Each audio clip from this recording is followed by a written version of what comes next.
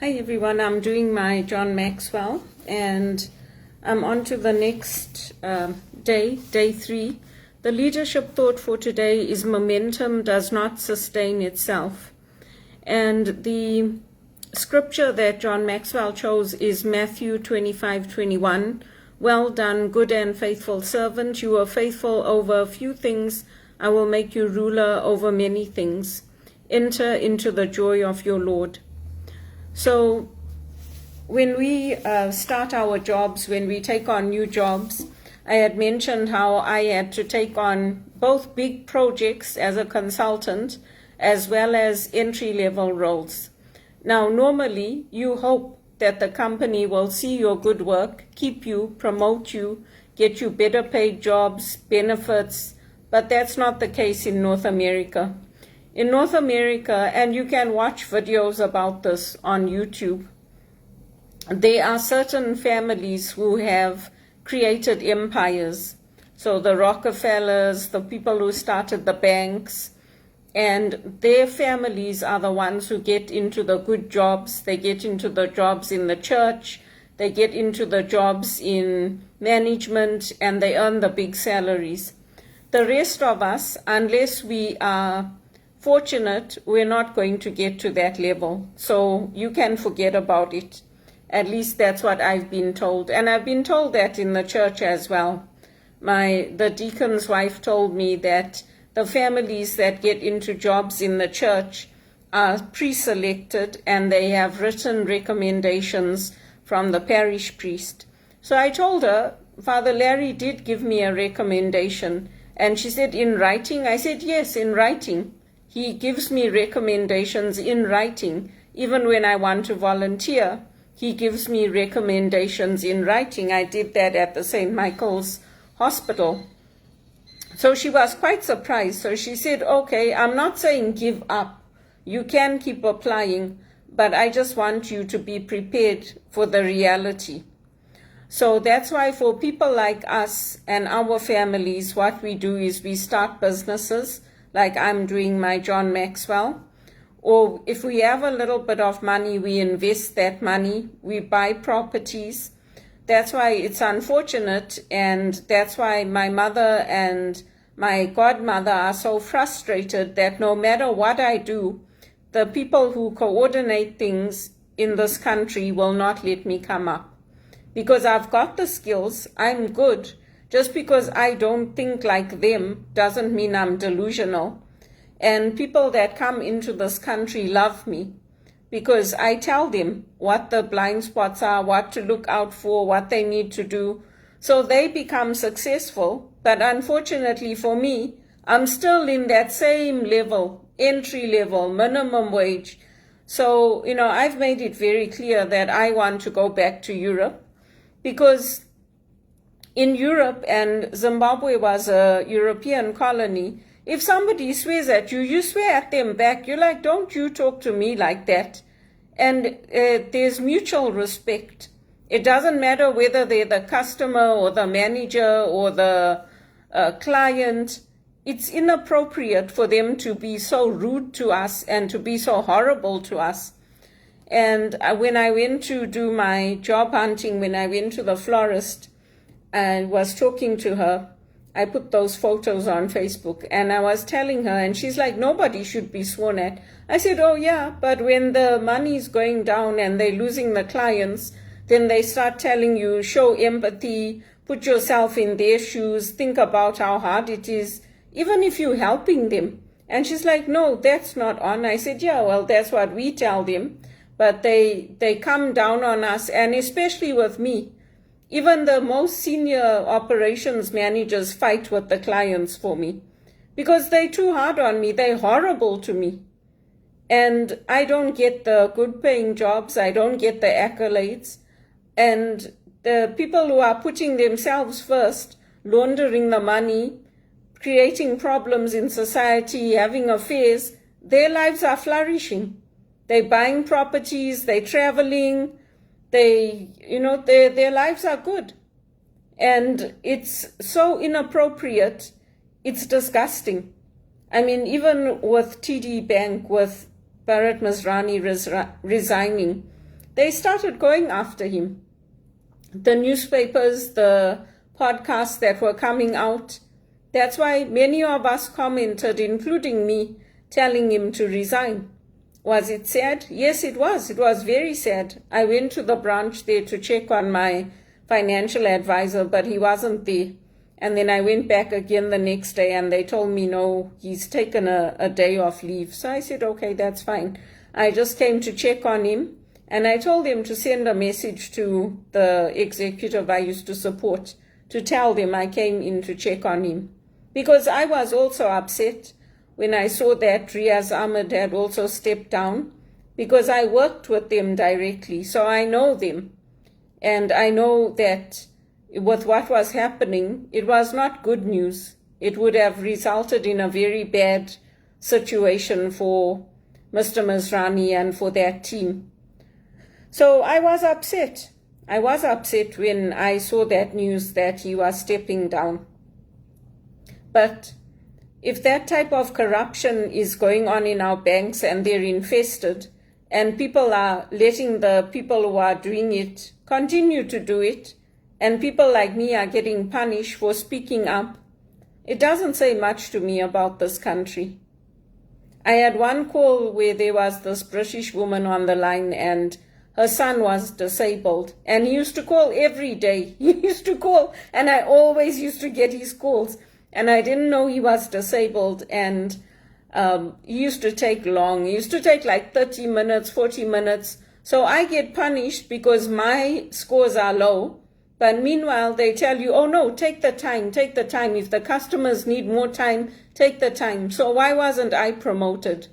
Why didn't I get put into senior management or into those high-powered jobs if I did everything right? They're giving me tests to do. Those tests are stupid.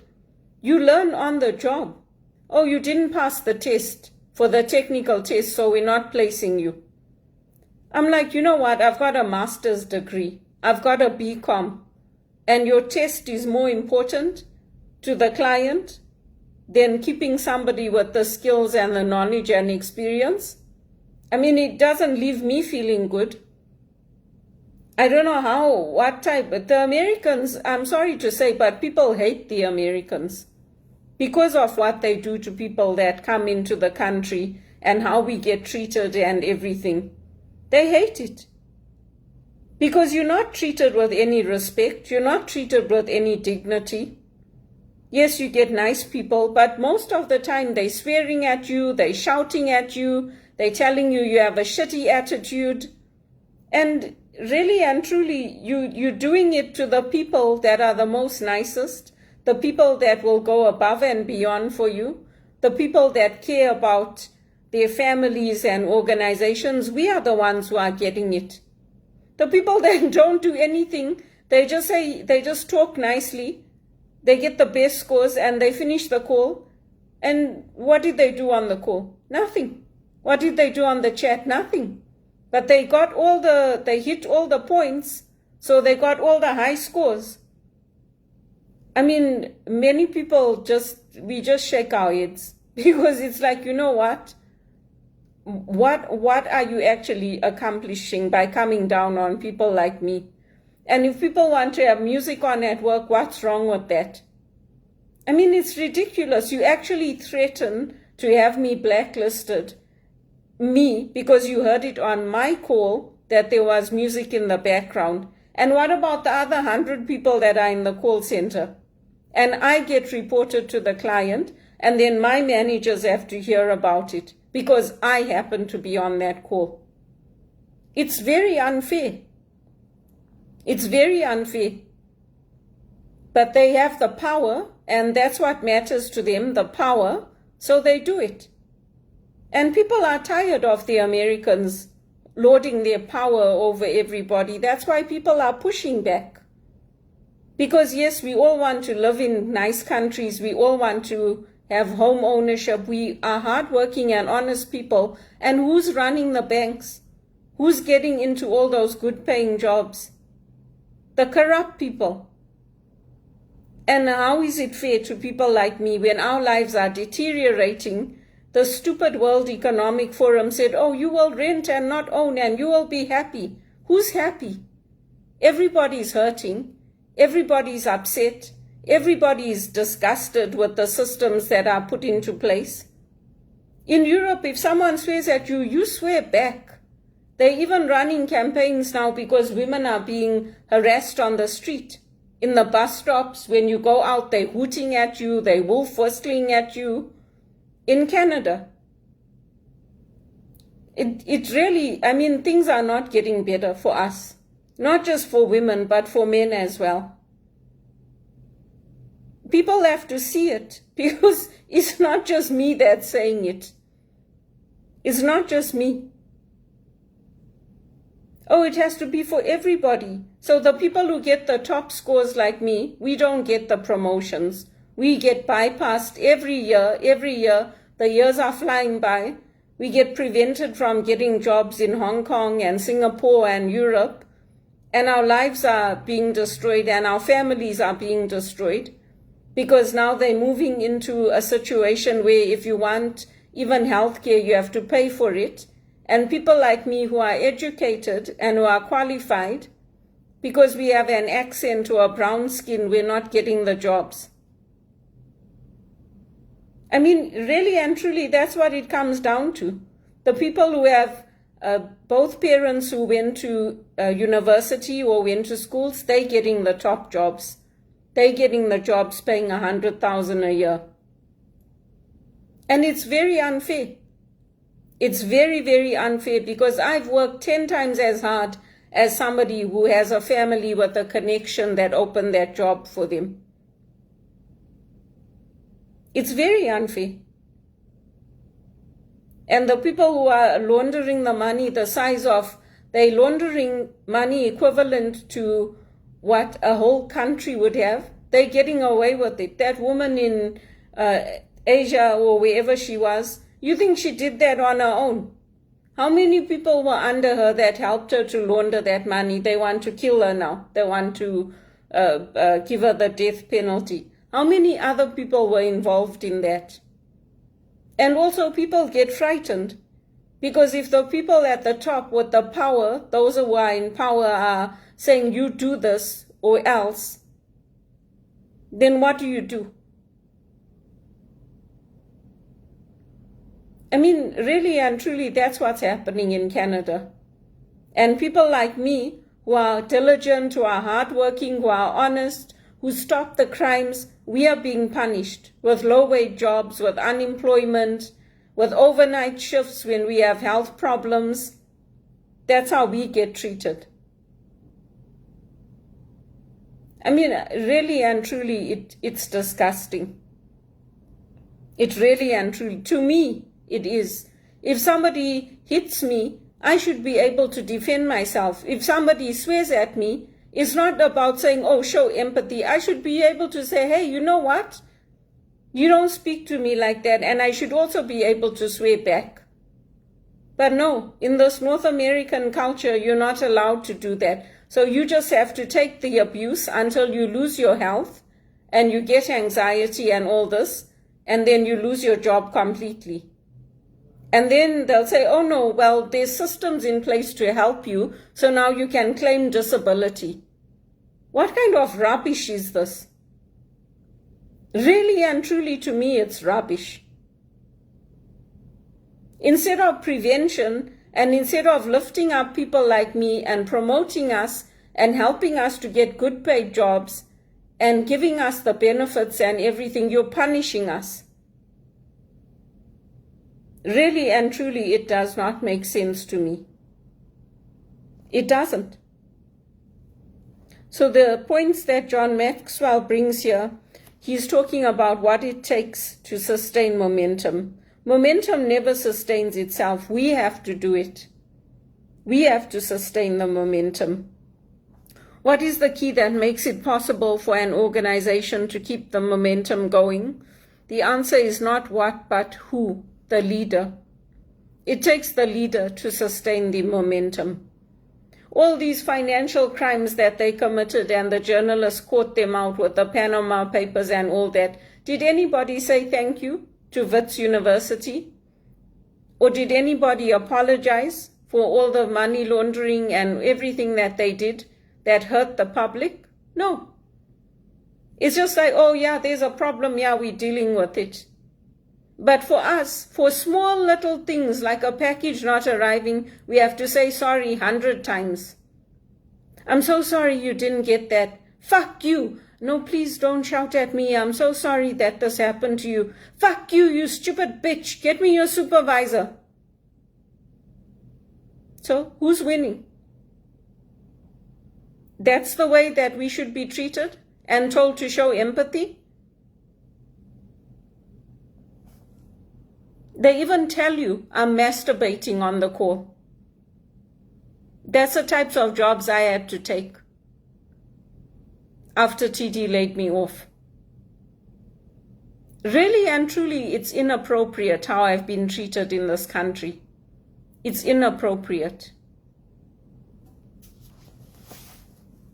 So John Maxwell says a willingness to accept responsibility for the organization's momentum is essential.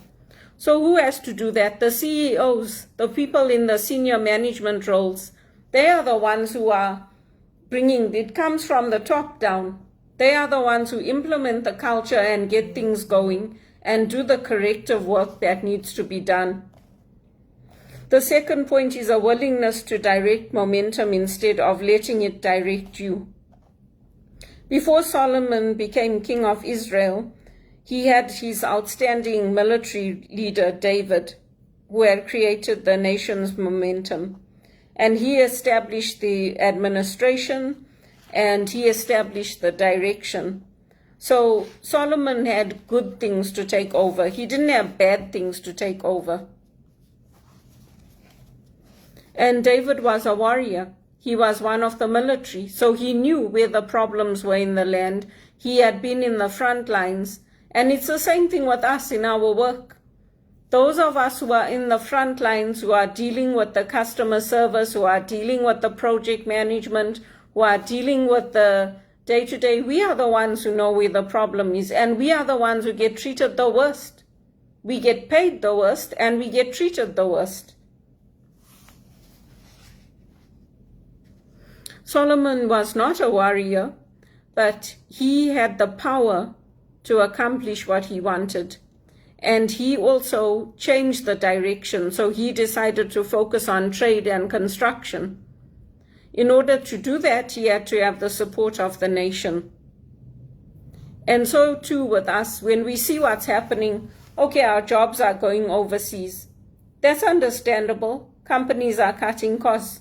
But you mean to tell me they can't give us some of those jobs? So all the jobs our CEOs and our leaders are taking away so they can keep earning their millions and they can have their fat bonuses and their Porsches and their Mercedes-Benz, and then the country is going to implode.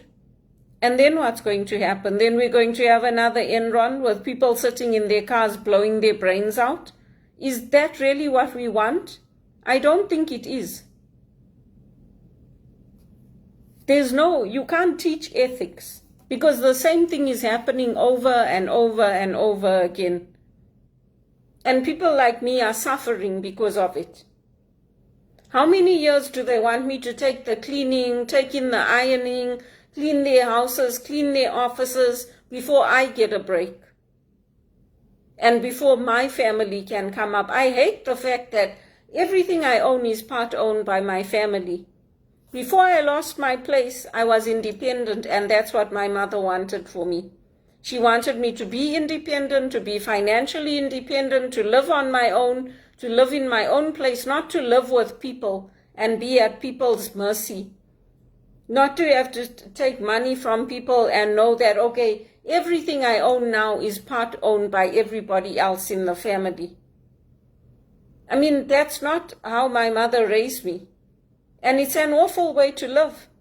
It's an awful way to live, knowing that if those other people were not there, you could not have managed. Why? Because the circumstances were created to put me in that position. And the extended family can criticize me all they want and say, I created it. I did not create it. I am not the CEO of TD Bank, and I was not in senior management at Credit Suisse or any of these places. I did everything right, and to tarnish my reputation like that is unfair, and it's inappropriate.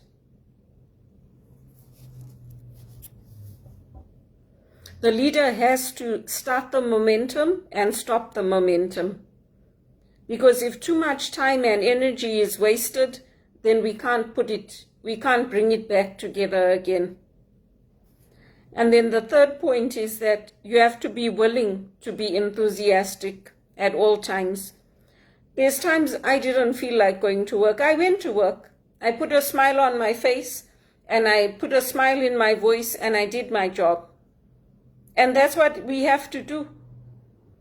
Because we have to keep the momentum going, we have to keep earning, we have to keep looking after ourselves and our teams. Eleanor Doon says, you cannot kindle a fire in any other heart until it is burning within your own. So if we don't care about Canada, who's going to care about it? If we're living here, or if we're serving the Americans and we don't care about them, who's going to care about them? No one's going to care.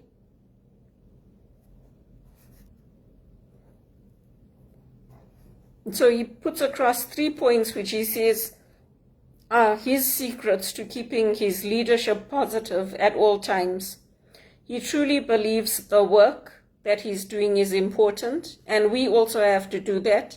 It might be like I was doing, taking out the garbage, sweeping their offices, cleaning them, taking in laundry, looking after their children. We have to believe that work is important, because if we don't do it, no one's going to do it. The vision has to line up with the mission and the actions of what we're trying to accomplish.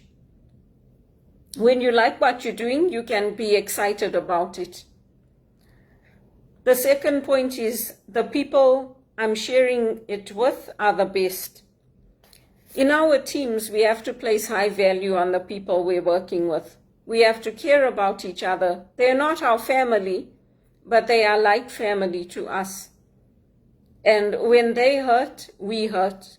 That's why I went to TD to check on my financial advisor, because he's been there for me when I needed him. And I care about him. He does care about me. So that's why I went to ask if he was okay. It was news that we knew would come, but it still was unexpected. And then the third point is that the results will be positive. John Maxwell says, if you expect the best in life, you will get the best in life. That hasn't been my experience. I expected a different experience of Canada. I expected to be welcomed. I expected my education and my experience and everything I was bringing to the table to be appreciated. I expected to move into jobs paying over $50,000 a year because I did a good job. And my experience was the opposite. It was like the Knock experience in Ireland, where all the potatoes came out rotten and all the grapes were sour, and even there wasn't even enough food for the children. I've had that experience. I've had it when I lived with my sister and my brother-in-law, where the cupboards were bare. And I used to help them. I used to go and say, I'll get food this month, or I was new, but I couldn't bear to see the children going hungry, because I lived through that in Zimbabwe with my mom. So I didn't expect to come to Canada and go through the same thing again here. Even after training, getting skills, getting education, going to university, retraining to meet their standards, I expected things to be different. But they're not. They're even worse. Wear your shoes until there's holes in them. And other people are riding pretty in their smart cars and their Ducatis and whatever else they have. And people like me can't come up. I really don't know what it is that I'm supposed to do to get those good paying jobs, paying over $65,000 a year, so that I can buy my own home and travel and do all the things I want to do. Because I've not done anything wrong. I've not done anybody down in this country or England or South Africa. I've done nothing wrong to deserve how life has turned out for me.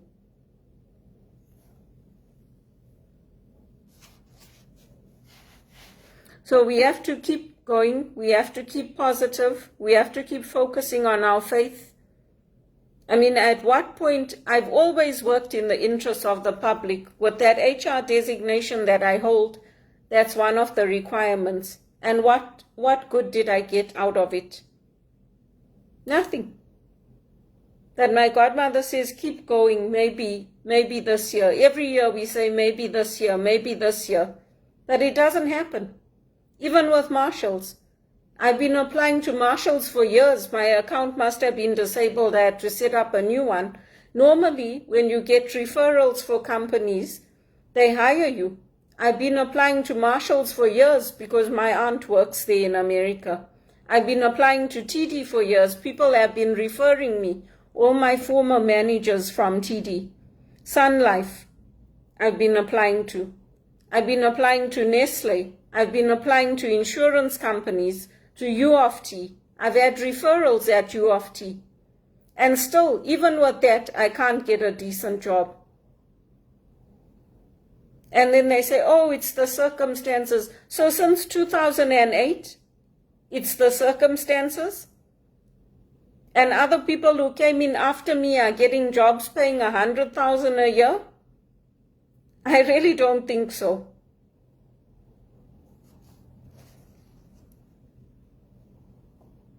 So we have to do the small tasks in order to get those big tasks. And I've done it all.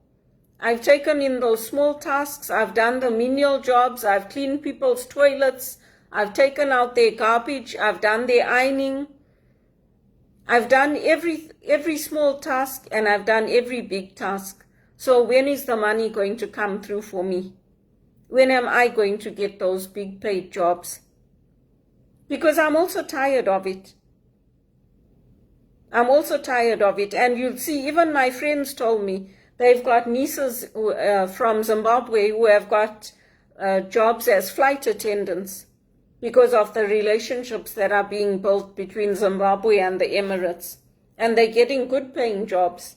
I've had cousins who have they've gone to work in Dubai. They've gone as teachers or DJs or but yet I can't get those jobs. All I can get is entry-level minimum wage jobs. Why? The people who are in power in this country, they use their power to create the situations that they want. It's very unfair to me what's being done to me in this country. And it's even more unfair because now my mother also can't help me anymore because she's also got her own expenses and she's got her own things to take care of. That's why I reached out to all my managers to tell them, if there's an opportunity in Singapore or in Hong Kong or in England, please take me because my life is not getting any better here. It's getting worse and worse and worse. And no matter what I do, I can't come up and get a good paid job. So the question for today is, are you gaining or losing momentum? The way Canada is going, it's losing momentum. And it cannot be blamed on me because I did not create the situations where people are allowed to masturbate on the phone, swear at you, shout at you, tell you off, and then I'm told, oh, show empathy. Show empathy for what? So you can carry on being rude to me? I'm not the one with the shitty attitude. They are. I have yet to meet a leader with a chronically negative attitude who was able to continually sustain positive momentum. And that's true. Because eventually, just like what happened with Credit Suisse and what happened at Lehman Brothers, it folds. Because the values are not right. And the ethics is not right. Because eventually the journalists find out, people find out, Making people work till they kill themselves is inappropriate. It's not right what's happening in this world today.